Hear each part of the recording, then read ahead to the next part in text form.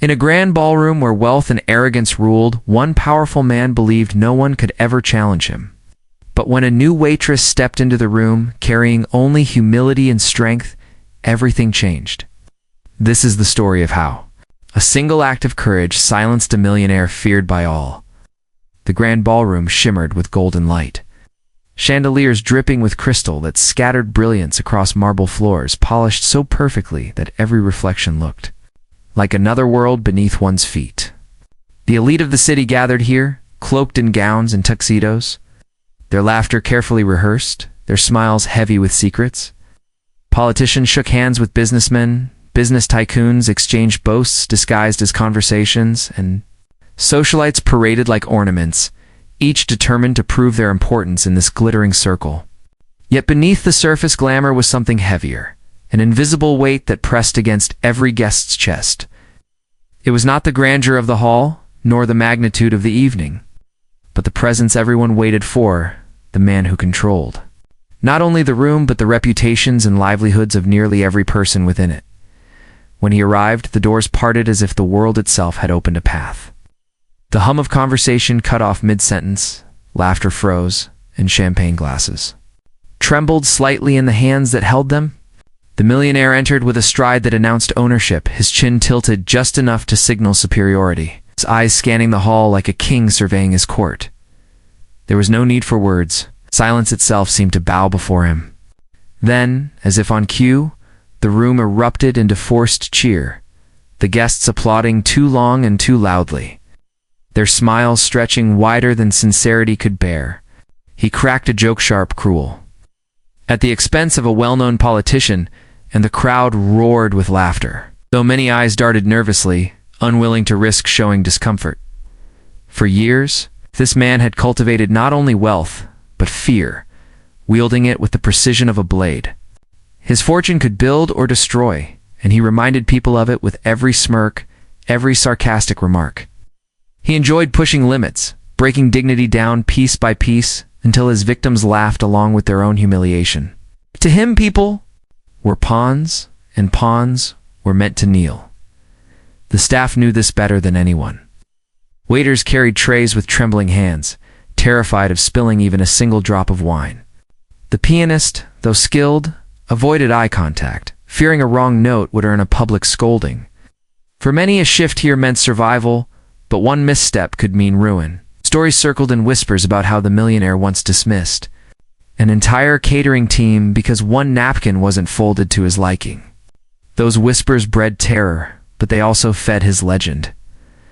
Among the staff that evening was someone new, a young waitress, dressed in the same black and white uniform as the rest, blended into the background at first glance. She was quiet, her movements precise, her posture upright, but there was a grace in her presence that made her stand apart. She carried her tray with steadiness, not the frantic haste of those desperate to avoid mistakes. Her eyes scanned the room not in fear, but in calm observation. She noticed how people's laughter shifted whenever the millionaire spoke, how their bodies leaned inwards as if pulled by invisible strings of obedience. She noticed how the waiter's hands shook when passing him a drink, how the pianist's fingers faltered whenever his gaze swept over the instrument. And most of all, she noticed the silence of unspoken resentment buried beneath layers of polished smiles, though new. She did not shrink beneath the weight of the atmosphere. Nervous, yes, any newcomer would be, but her nervousness was tempered by something stronger: dignity. She did not rush, nor stumble, nor avert her gaze as though she were unworthy to meet the eyes of those around her.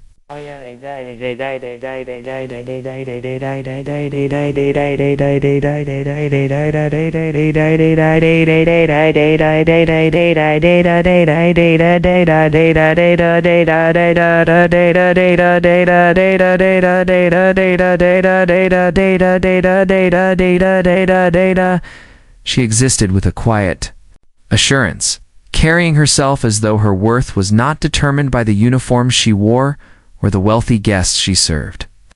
That calmness, subtle as it was, began to ripple beneath the glittering surface of the night. The millionaire, meanwhile, moved from group to group, sowing his arrogance like a farmer sowing seed, knowing it would sprout into nervous laughter and false praise. He interrupted conversations with jokes that mocked personal flaws, tested the patience of diplomats with remarks that questioned their influence, and turned the insecurities of tycoons into punchlines. And every time people laughed, they laughed, until their faces ached, because to not laugh was to risk being the next target. At one point, he paused beside a renowned businessman, pointing at the man's expanding waistline. "I see your investments have been feeding you more than the market," he sneered. The crowd erupted, and the businessman laughed along, though his face flushed red, his jaw tight behind his forced grin. The millionaire's laughter was sharp, echoing louder than anyone else's, ringing across the ballroom like a whip crack. The waitress watched it all, her face still and unreadable. Where others squirmed, she observed. Where others bent themselves to fit the shape of his cruelty, she remained unshaken. She had not yet been noticed by him, but already the story of the night was writing itself within her gaze. Imbalance clearly, a man bloated with power, a room suffocated by silence. And the possibility, however faint, that silence could one day be broken, she moved through the guests with elegance, offering drinks, clearing glasses, her steps measured, and her tray steady. Whispers of the millionaire's arrogance brushed past her ears, but she did not linger on them. Instead, she watched the way people's eyes shifted whenever he approached, the way shoulders stiffened, the way laughter stumbled into nervousness. These details, invisible to most, unfolded before her like pages of a book she alone was willing to read. The night grew heavier as his arrogance thickened, like smoke filling a room with no windows. Every insult he delivered was cloaked as humor, every humiliation disguised as entertainment, and the crowd played along.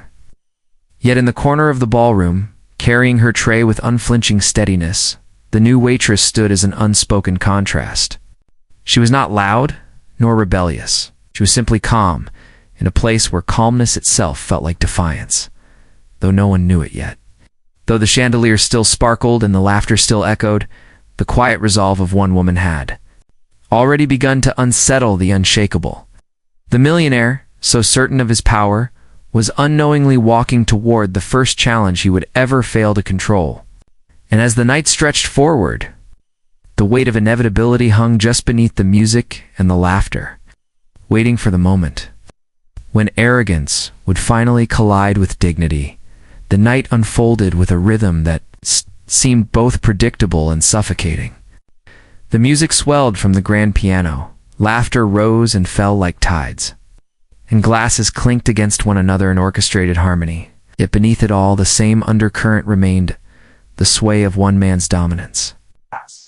As the champagne continued to flow, the millionaire's voice grew louder, bolder, and sharper, slicing through the air with a cruel authority that forced every ear to listen.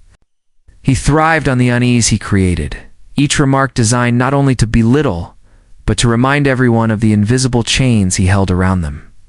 He mocked the nervousness of a senator, fumbling with his wine glass, turning the moment into a spectacle that drew hollow laughter from the crowd. He ridiculed the hairstyle of a young heiress, likening her to a bird's nest polished for an auction, and though the room laughed again, the young woman's eyes darted downward, her pride collapsing beneath the weight of his words. Insults became games, his cruelty entertainment, and the audience, though unwilling, played along as always. Their laughter was survival, their applause was insurance. And the longer it went on, the more intoxicated he became with the power of fear disguised as amusement. It was then that his gaze drifted across the ballroom and settled on the one figure who did not flinch, who did not shift nervously in her place. The new waitress moved through the hall as steadily as she had when she first arrived, balancing her tray as though it weighed nothing, her steps unhurried and graceful. She did not avert her eyes when they met his. She simply looked at him with the same calm observation that had unsettled him earlier without him realizing it. Something in her composure irritated him, not disrespectful, not submissive, but balanced, as though she were immune to the invisible pressure that bent everyone else. A smirk tugged at his lips. He decided then that she would be his evening's entertainment. He raised his voice, loud enough to silence the chatter around him. "You there?" he called, his tone dripping with the arrogance of someone used to being obeyed instantly.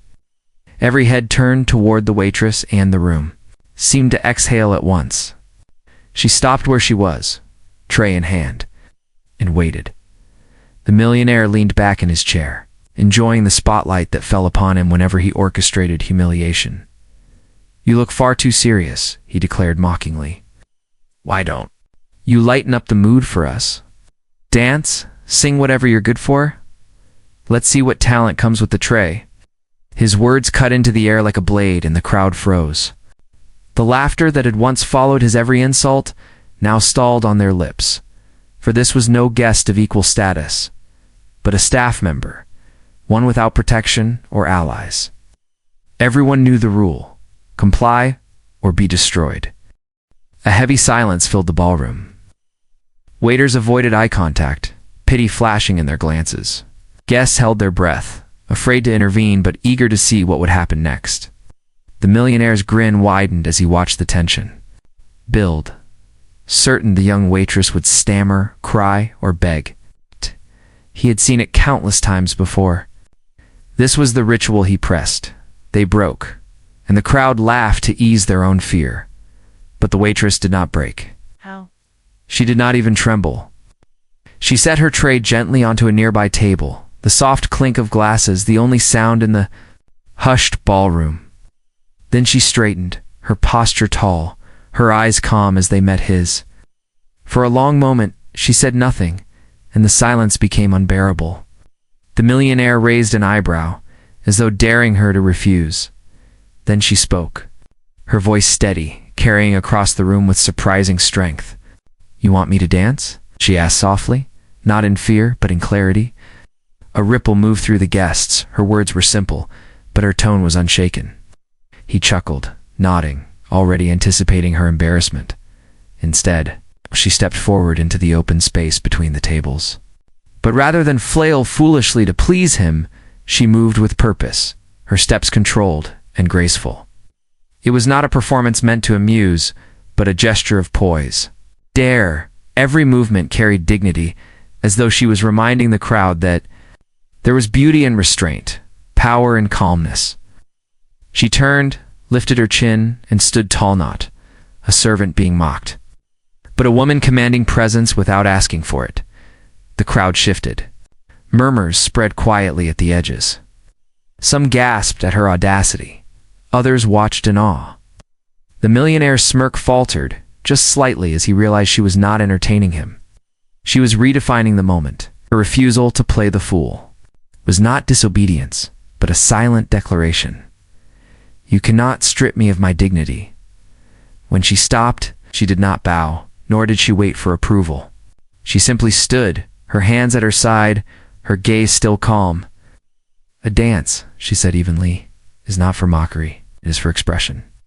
Her words hung in the air like a bell tolling in the quiet. For the first time in memory, the millionaire did not know how to respond. He forced a laugh, louder than necessary, trying to dismiss the weight of the moment. "Well, that's one way to do it," he sneered, but his tone lacked the sharp edge it usually carried. His eyes darted quickly across the crowd, as if searching for reassurance that he was still in control. But the room had shifted. Guests were no longer leaning toward him with nervous adoration. Their eyes were on her, the quiet waitress who had not bowed, who had not mocked him in return, but who had refused to be diminished. Some nodded discreetly, admiration flickering in their expressions. Others whispered under their breath, wondering if she had just sealed her fate. The pianist, who had been playing background melodies all evening, stilled his hands for a moment, staring in quiet amazement.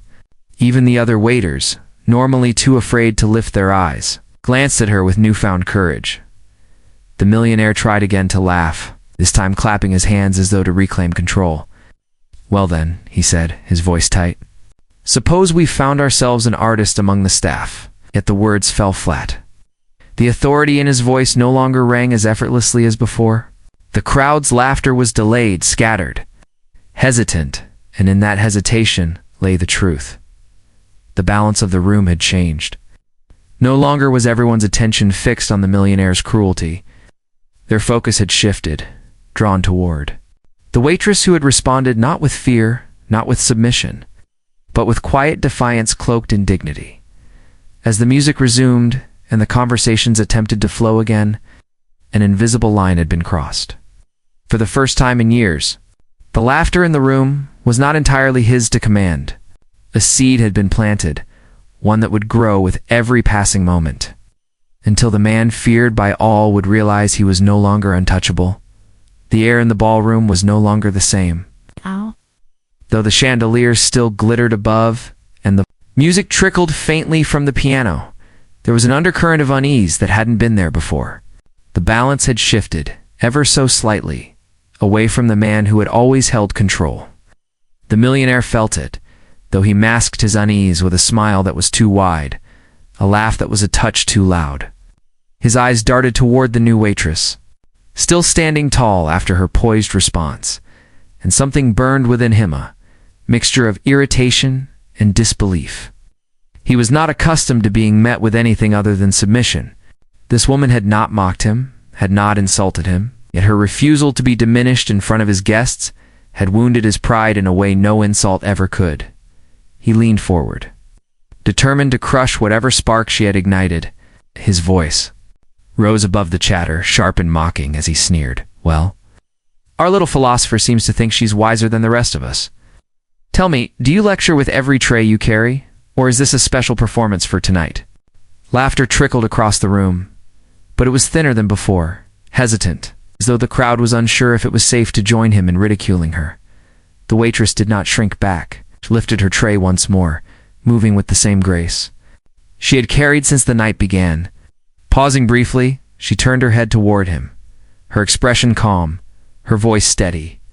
"No performance," she said softly. "I simply believe that respect is worth more than ridicule. Anyone can insult, few can uplift." Her words slipped into the silence like stones into water, rippling outward. Heads turned, eyes widened, and for a moment the crowd was stunned. She had not raised her voice, yet her quiet dignity spoke louder than his booming arrogance. Some guests shifted uncomfortably, recognizing the truth in her words, while others hid faint smiles behind their glasses, secretly pleased to see someone dare to say what they themselves never could. The millionaire's face tightened. He forced another laugh, but it rang hollow, clattering awkwardly into the air, like glass dropped on stone. "How poetic," he mocked, his tone biting. "Perhaps you should be teaching lessons instead of serving drinks, though I suppose words are cheap when you've never earned a fortune." The waitress remained unshaken. She walked to a nearby table, set down a glass with measured precision, and replied without turning her head. "Fortune built on fear is fragile. Respect built on truth endures." The silence that followed was heavier this time, weighted with realization. Her words had pierced through the veil that hung over the ballroom, exposing what many had whispered in private but never dared to voice aloud. Several guests glanced at one another, their expressions betraying quiet agreement. One pair of hands even clapped once before stopping abruptly, as though the owner of the hands realized too late what they had done. The millionaire's cheeks flushed a deeper shade, his jaw tightening as the room seemed to slip from his grasp. He had never been challenged so directly, and certainly not by someone he considered beneath him. His power had always come from the willingness of others to laugh, to obey, to pretend. But here stood a woman who did none of those things, and somehow, without raising her voice. She was unraveling the hold he had built over years. He turned his glare on the crowd, as if demanding their support. "You all hear this? Servant? Schooling us on respect? Imagine that." His voice was sharp, but the laughter that usually followed was faint, scattered, lacking conviction. The hesitation of his audience was becoming undeniable. Then, from near the front, a voice rose, not timid, but steady, belonging to an influential figure in the room. An elder statesman, respected by many, spoke clearly enough for all to hear. "She is right." The words cut clean through the tension. Every head snapped toward him. His eyes, calm and unwavering, remained fixed on the millionaire. "For too long, we've laughed at cruelty and called it strength. Tonight, someone has reminded us that dignity is stronger." A hush spread through the ballroom, thicker than before. The millionaire blinked, caught off guard, his lips parting as though to respond, but no words came. The weight of the guest's support for the waitress shifted the tide entirely. If he attacked her further, he would not only be mocking her, but directly opposing someone whose reputation carried genuine influence. If he stayed silent, he would appear weak. Either way, he was trapped. The waitress, however, did not bask. In the moment, she offered no triumphant smile, no sign of gloating. Instead, she simply continued with her work, weaving quietly between tables, pouring drinks, clearing glasses, as though nothing unusual had occurred. Her calmness, her refusal to celebrate her small victory, made her all the more powerful. Showed that her dignity was not performance, it was truth. The guests noticed. Murmurs grew among them, subtle nods, and quiet exchanges. Some dared to smile at her when she passed, admiration flickering in their eyes. Others whispered about the courage it had taken to stand before the man they had all feared and remain unbroken. Every minute that passed, the millionaire looked smaller, his throne of arrogance crumbling beneath him. He tried once more, half-heartedly, to reclaim his dominance. "Perhaps she should be running the ballroom," he said, with a forced chuckle. But the words fell flat, no longer met with the obedient laughter he demanded. Instead, the silence of the crowd became his punishment, their lack of reaction louder than applause.